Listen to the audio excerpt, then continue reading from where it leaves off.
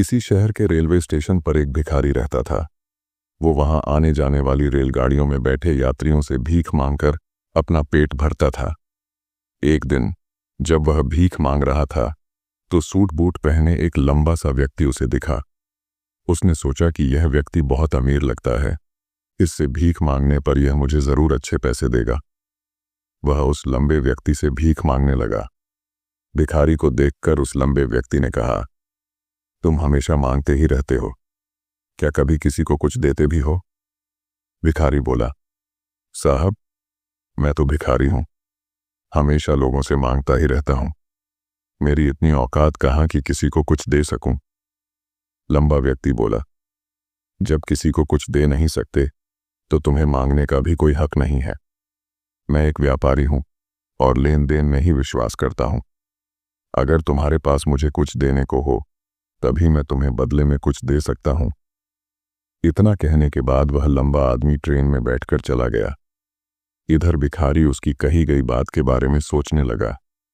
उस लंबे व्यक्ति के द्वारा कही गई बात उस भिखारी के दिल में उतर गई।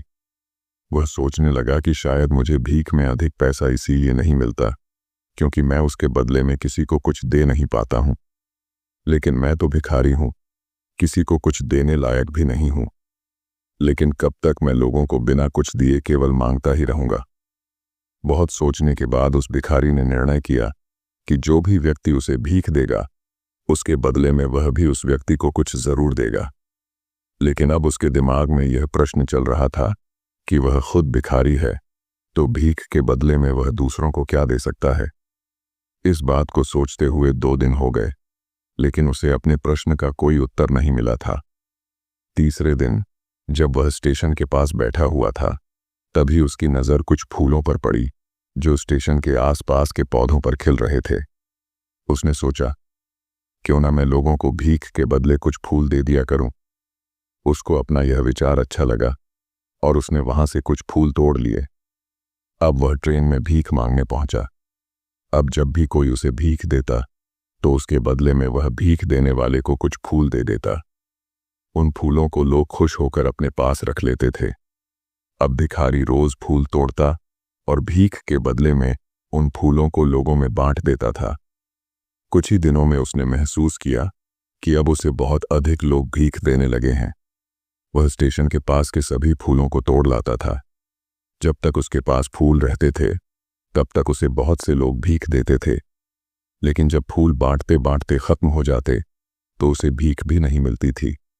अब रोज ऐसा ही चलता रहा। एक दिन जब वह भीख मांग रहा था तो उसने देखा कि वही लंबा व्यक्ति ट्रेन में बैठा है जिसकी वजह से उसे भीख के बदले फूल देने की प्रेरणा मिली थी। वह तुरंत उस व्यक्ति के पास पहुंच गया और भीख मांगते हुए बोला, आज मेरे पास आपको देने के लिए कुछ फूल हैं। आप मुझे भीख दीजिए तो बदले में मैं आपको कुछ फूल दूंगा। उस लंबे व्यक्ति ने उसे भीख के रूप में कुछ पैसे दे दिए और भिखारी ने कुछ फूल उसे दे दिए। उस लंबे व्यक्ति को यह बात बहुत पसंद आई। वह बोला, वाह, क्या बात है, आज तुम भी मेरी तरह एक व्यापारी बन गए हो। इतना कहकर फूल लेकर वह लंबा व्यक्ति अपने स्टेशन पर उतर गया। लेकिन उस लंबे व्यक्ति द्वारा कही गई बात एक बार फिर से उस भिखारी के दिल में उतर गई। वह बार बार उस लंबे व्यक्ति के द्वारा कही गई बात के बारे में सोचने लगा और बहुत खुश होने लगा। उसकी आंखें अब चमकने लगीं। उसे लगने लगा कि अब उसके हाथ सफलता की वह चाबी लग गई है जिसके द्वारा वह अपने जीवन को बदल सकता है। वह तुरंत ट्रेन से नीचे उतरा और उत्साहित होकर बहुत तेज आवाज में ऊपर आसमान की तरफ देखकर बोला, मैं भिखारी नहीं हूं, मैं तो एक व्यापारी हूं, मैं भी अमीर बन सकता हूं।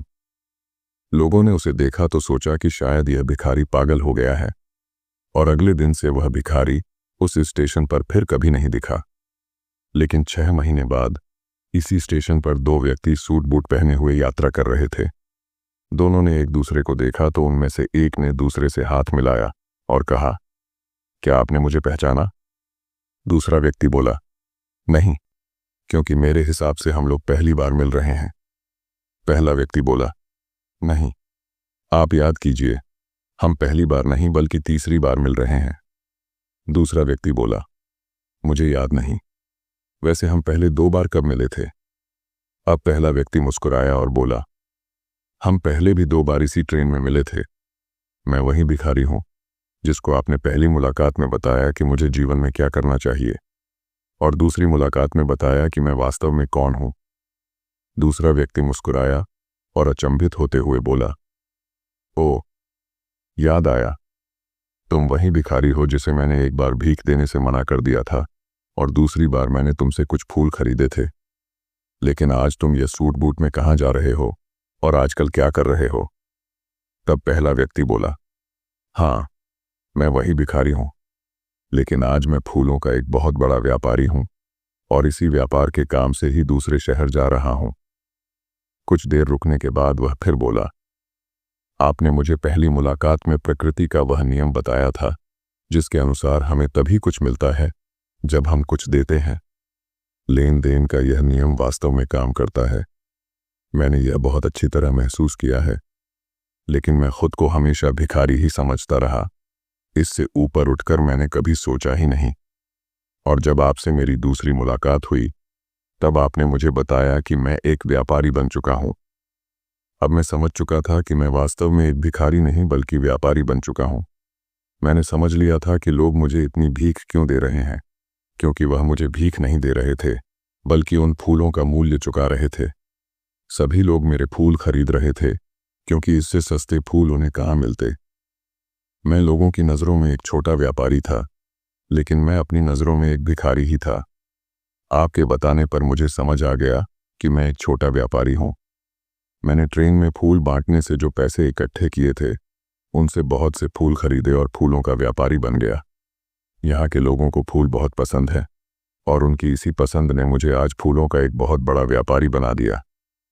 दोनों व्यापारी अब खुश थे और स्टेशन आने पर साथ उतरे और अपने अपने व्यापार की बात करते हुए आगे बढ़ गए। दोस्तों, इस कहानी से हमें बहुत कुछ सीखने को मिलता है। कहानी में लंबा व्यापारी गिव एंड टेक के नियम को बहुत अच्छी तरह जानता था। दुनिया के सभी बड़े व्यापारी इसी जीवन के नियम का उपयोग करके सफल हुए हैं।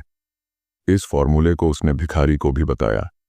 भिखारी ने इस प्राकृतिक नियम को अपना लिया और इसका असर उसके जीवन में साफ दिखाई देने लगा। उसने अपनी सोच बदली और उसकी जिंदगी बदल गई। यह कहानी हमें बताती है कि हम यदि अपनी सोच बदल लें तो कुछ भी हासिल किया जा सकता है। यदि हम खुद को छोटा समझते रहेंगे तो हम हमेशा छोटे ही बने रहेंगे। बड़ा बनने के लिए हमें अपनी सोच को बदलना होगा और खुद के बारे में बड़ा सोचना होगा। कहानी का सार यह है कि सफलता आपकी सोच में छुपी होती है। खुद का आत्मसम्मान जगाइए, अपनी सोच को बड़ा बनाइए और देखिए कैसे आप सफलता के शिखर पर पहुंच जाते हैं।